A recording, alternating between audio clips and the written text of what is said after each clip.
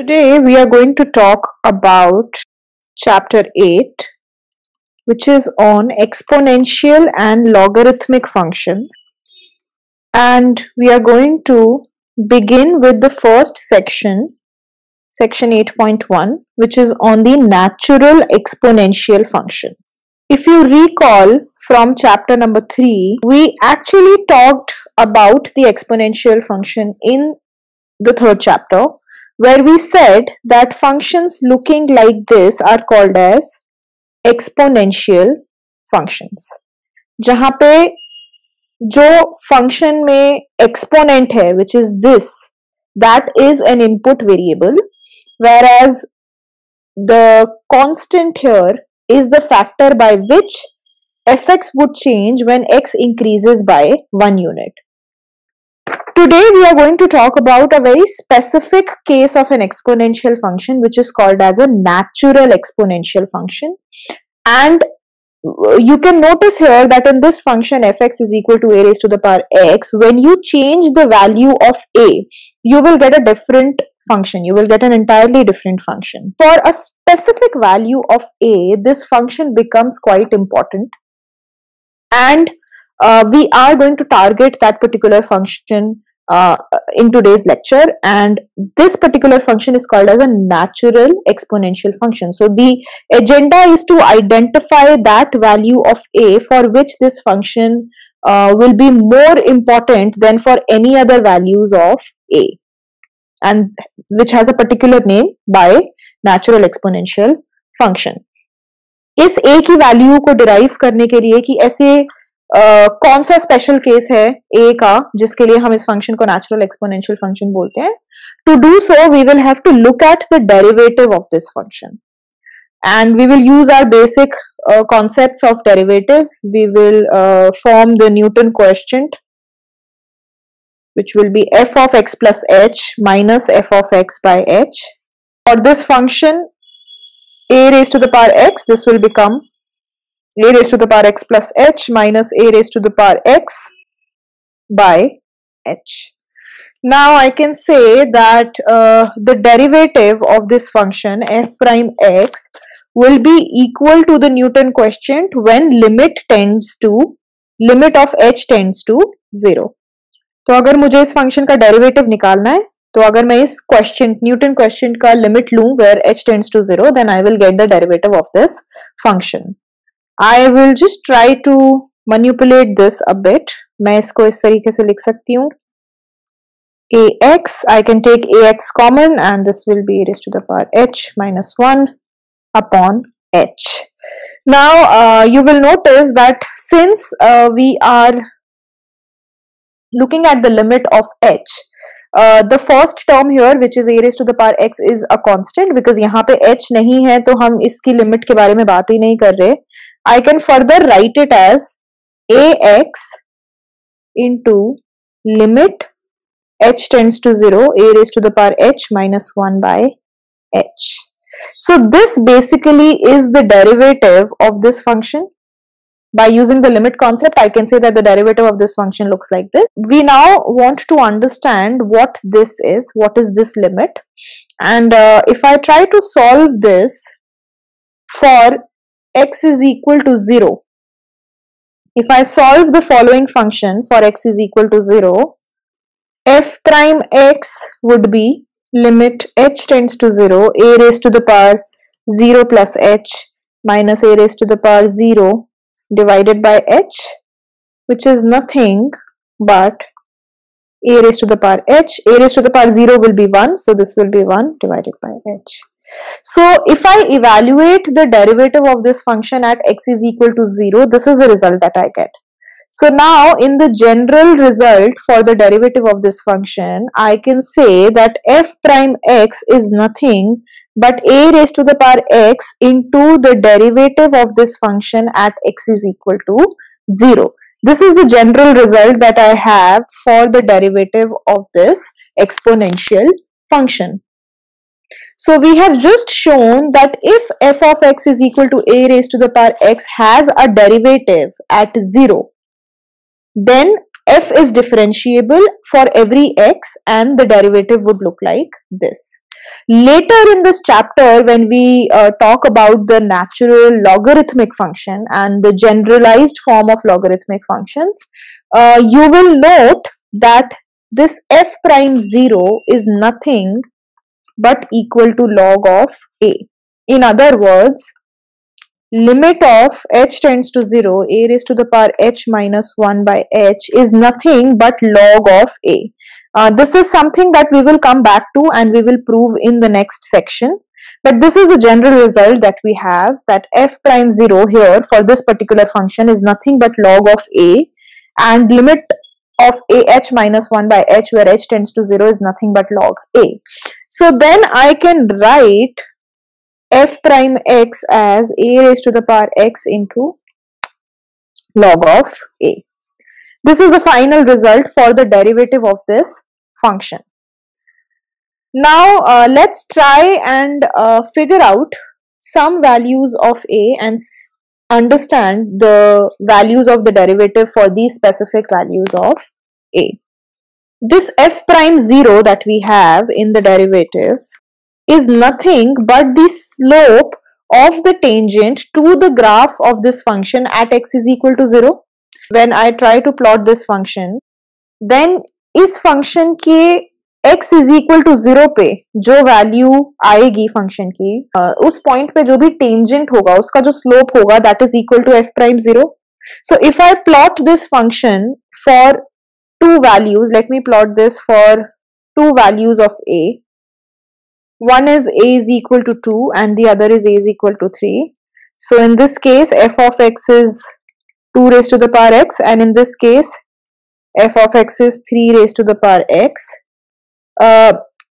Just try and substitute some values of x and you will get a result which will look like. Now f prime 0 is nothing but the slope of the tangent that passes through this function at x is equal to 0. So if I draw a tangent to this function at x is equal to 0 and identify the slope of this tangent, that is nothing but f prime 0. You will notice that you can do this calculation using the calculator, and you will notice that when f of x is equal to 2 raised to the power x, the slope turns out to be 0.7. Whereas when f of x is equal to 3 raised to the power x, the slope of the tangent at x is equal to 0 is greater than 0.7 and it is 1.1. So you notice that when a increases from 2 to 3, the slope also increases from 0.7 to 1.1. So the derivative of this function, remember that for different values of a, the functions are different. So this one is 2 raised to the power x and this is 3 raised to the power x. So the derivative of this function, the first one could be written as 0.7, which is f prime 0, into 2 raised to the power x. So I am just using the result that we have obtained from the last slide. So this will be the f prime x for the first case, and for the second case f prime x will be 1.1 into 3 raised to the power x. So we will see that as a increases from 2 to 3, f prime 0, the derivative of the function at x is equal to 0, also increases from 0.7 to 1.11. So there has to be some positive value between 2 and 3. For some a which will have value between 2 and 3, we will definitely have f prime 0 is equal to 1. Since we note that for a is equal to 2, f prime 0 comes out to be 0.7, and for a is equal to 3, f prime 0 comes out to be 1.1. So there has to be some value of a between 2 and 3 such that f prime 0 is exactly equal to 1. And if you keep on doing these calculations for different values of a between 2 and 3, you will identify a is equal to it is an irrational number, which is 2.71828 and so on. For a is equal to this particular value, we get f prime 0 to be exactly equal to 1. And why are we doing this entire exercise? Because for this particular value of a, we will note that if f of x is equal to 2.7182 so and so raised to the power x, we will note that the derivative of this function will be equal to ax f prime 0, and we note, we have already said कि इस value a की इस value के लिए f prime 0 की value exactly equal to 1 है.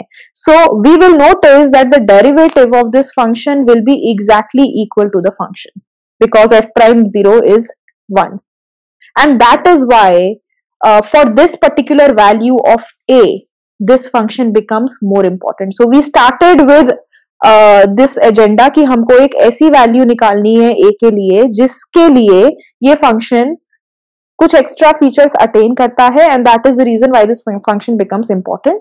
And we said we call this function as a natural exponential function.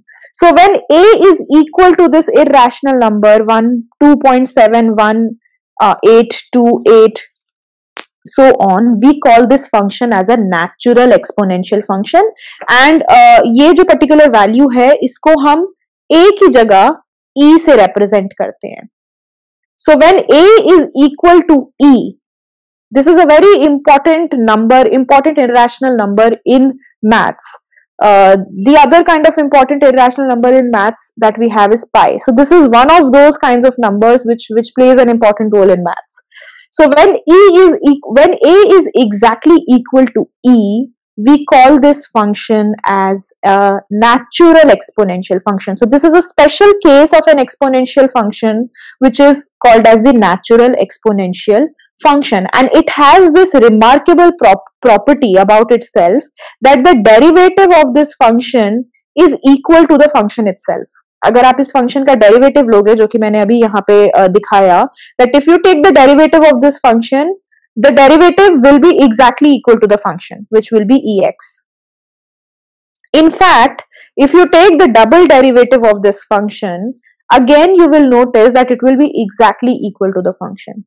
So because of this extremely important property of the function, that the derivative, any nth order derivative of this function will be exactly equal to the function itself. And because e raised to the power x is positive, as we have seen in the graphs also that e raised to the power x is positive, f prime x and f double prime x will also be positive. So this function is a strictly increasing function. It is a strictly increasing. Let's look at some general functions of this form and see how we can evaluate them. So suppose you have y is equal to e raised to the power g of x. Instead of e raised to the power x, you have some function of x in the exponent. Then how will you take the derivative of this? The derivative of this will be e raised to the power g of x into g prime x. हम यहाँ पे simple chain rule लगा रहे हैं, and we are saying that we can represent gx as u, so which will then become y is equal to a raised to the power u, and if I have to calculate dy by dx, then this will be equal to dy by du into du by dx. ठीक है, ये simple chain rule लगाया है हमने यहाँ पे. dy by du is nothing but e of u, e raised to the power u, which is what is written here, the first term, and the second term is u du by dx. So u is gx. If I'm taking the derivative of gx with respect to x, it gives me g prime x. So basically, when in the exponent you have some function of x, this is how you will calculate the derivative of the entire function. Let's take some examples and see if we are able to evaluate the natural log. Say you have y is equal to e raised to the power 3x. Then the derivative of this will be e raised to the power 3x into derivative of 3x, which will be 3. Right? Suppose you have y is equal to e raised to the power x by x. then what will you do? You will apply the quotient rule here, which will be x square, x constant, take the derivative of ex, which will be ex itself, minus, you'll keep e raised to the power x constant and take the derivative of x, which will be 1. This can then be transformed into, you can take e raised to the power x common, x minus 1 divided by x square. So this is how you can solve for different functions which will have this natural exponential function in them. And some of the important properties that can be summarized for this natural exponential function is f of x is equal to e raised to the power x. We have already established the fact that f prime x will be exactly equal to f of x, that is e raised to the power x, and the following power results also hold true for this natural exponent, which is if you have e raised to the power s into e raised to the power t, then we can write e raised to the power s plus t. If you have e raised to the power s divided by e raised to the power t, then you can say it's equivalent to e raised to the power s minus t. If you have e raised to the power s raised to the power t, then this is equivalent to e raised to the power s into t. So these are some common power results that you have, and they are valid for the natural exponent as well. One common mistake that students often commit, and you shouldn't get confused with that error, is that sometimes when you write this term and you take the derivative of this, you often write it as this. Basically, you get confused with the power rule. This is absolutely incorrect, because note that x here is a variable. This is an exponential function, and e raised to the power x is a special kind of exponential function which we call as natural exponential function. But you can never take the derivative of this as this. The derivative of e raised to the power x is always equal to e raised to the power x. Sometimes you also have this notation as this, and they mean the same, which is exponent of x. So this exp is equivalent to small e, because sometimes say you have instead of x you have some complicated function of x, let's say x cube plus x into something like this, then it becomes difficult to read something like this. So instead of writing this in this format, you often write it as exp and then this entire term. So they mean the same thing. You shouldn't get confused with this form or this form. Both the forms basically mean the same thing.